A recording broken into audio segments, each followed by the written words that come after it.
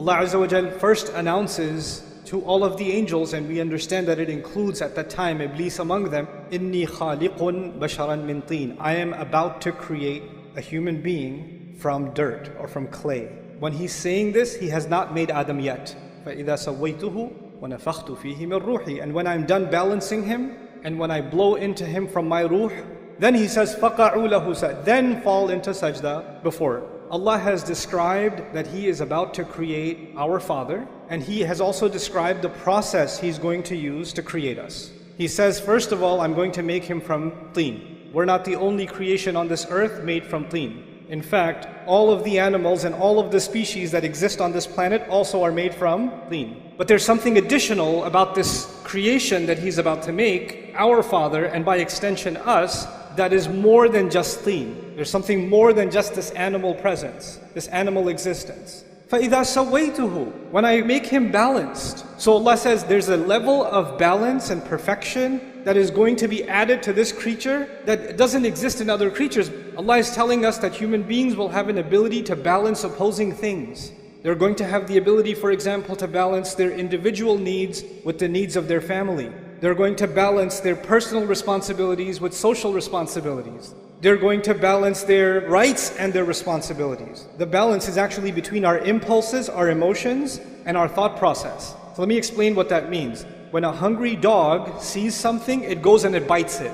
It doesn't think about the consequences. There's the emotion and then there's the action. That's it. But human beings, they can look at something and say, no, that's illegal. No, that's haram. You're getting late for work. There's a red light. Right? You have the ability to balance your emotion, your need, your desire to get to work early, but your need to abide by the law and stop at the red light. We're able to balance our thoughts and our emotions. Unlike other species, when they have an emotion, they have an impulse, they jump on it, they react. But we can think about the consequences, we can think about the long term, we can hold ourselves back. Allah Azza wa Jalla here says, human beings will be made with this amazing ability of balance. Then He says, وَنَفَخْتُ فِيهِ مِنْ رُوحِي. And then on top of that, I will blow into him from my own ruh, meaning the ruh that Allah especially designed for this human being, this special thing that will connect him, this human being, and Allah together in a unique way. That's what's going to be inside him.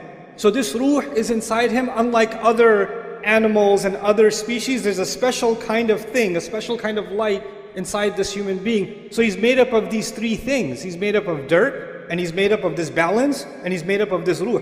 And He let the angels know, these are the three parts that will make this human being amazing. And when these three things come together, then فَقَعُوا لَهُ سَاجِدِينَ. Then fall into sajda. It's important to note, the angels don't just see the seen. The angels are creatures of the unseen. So what is invisible to us, like the arsh of Allah, what is invisible to us like the jinn, what is invisible to us like the secrets of the skies, many of them, the angels, they travel through the skies. And then on top of that, they get to communicate directly with Allah. Allah talks directly to the angels. And Allah is telling them that this creature is so incredible. Of all the vast universe that He created, He says this one thing is so powerful that every last one of you should be overwhelmed at what Allah has done when He created Adam.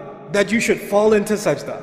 فَسَجَدَ الْمَلَائِكَ كُلُّهُمْ أَجْمَعُونَ. All of them, all together fell into sajda. How big of a deal is the creation of Adam alayhi salam? So now, this announcement is made. And Iblis, we know, heard this announcement also. And if Iblis heard this announcement, he also knows that Adam is made up of three things. But we know that when, Allah tells us that when he refused to do sajda, he turns to Allah. He doesn't say, خَلَقْتَنِي مِن نَارٍ وَخَلَقْتَهُ مِن طِينٍ وَسَوَّيْتَهُ وَنَفَخْتَ فِيهِ مِن رُوحِكَ. He doesn't say that. He says, you made me from fire, you made him from dirt. That's just one of those three things, isn't it? There's two more things. And He knows about those two other things. He knows about the taswiyah, the balance of the human being. He also knows about the ruh that is inside the human being. But when he complains to Allah that you made him from dirt, he pretends that he doesn't know about those other two things. But he does. He fully knows. When he denies these other two things, he knows that if he acknowledges those two things, then he has to acknowledge how incredible the human being actually is. But if he only acknowledges the dirt, if he only acknowledges the mud,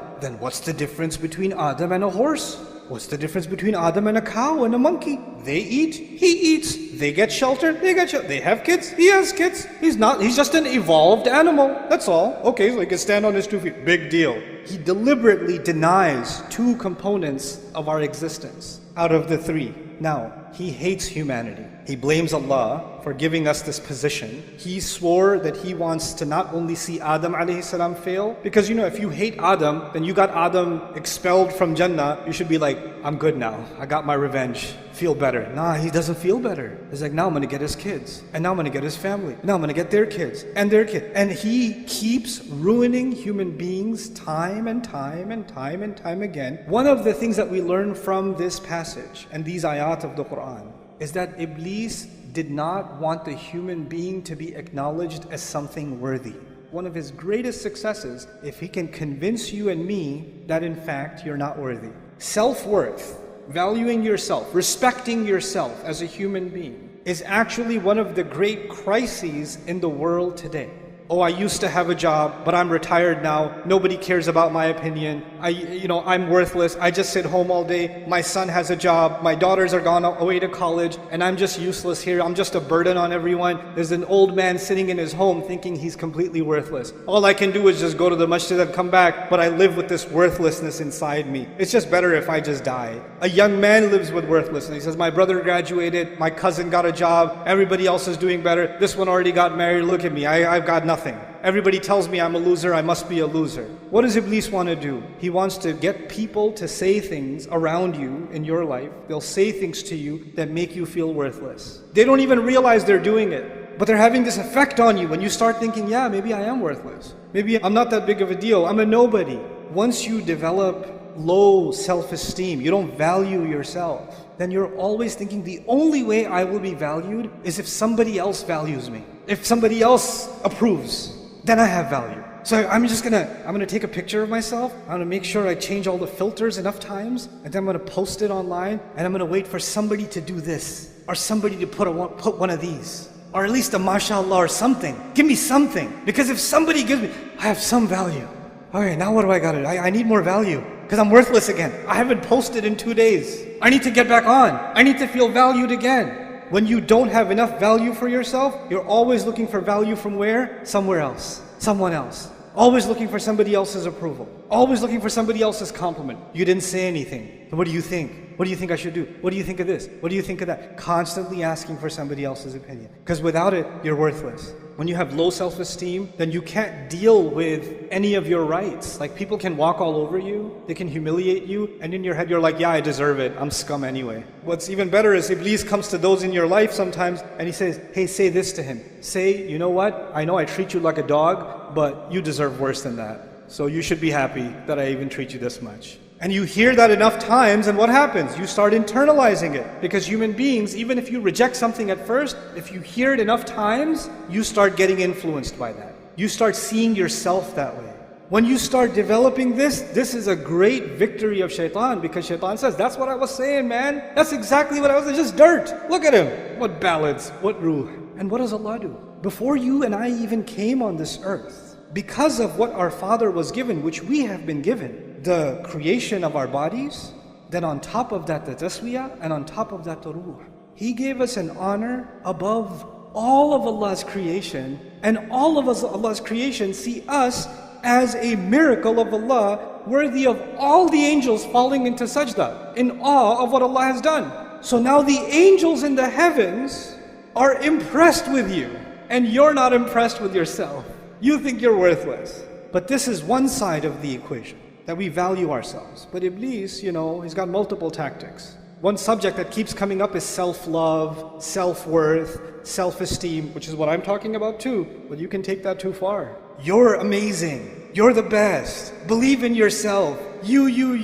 Nafsuk, nafsuk, nafsuk. And you're like, yes, nafsi, nafsi, nafsi. You become like obsessed with, yeah, I'm awesome. I'm amazing. And then some parents do this to their kids. You're the princess. Little 4-year-old girl. You're my princess. Everybody else is ugly. You're the prettiest. You're the best. And this little girl turns into a monster. She goes at school and she goes, the princess is here. Kiss the ring. Like she develops this like inflated sense of self.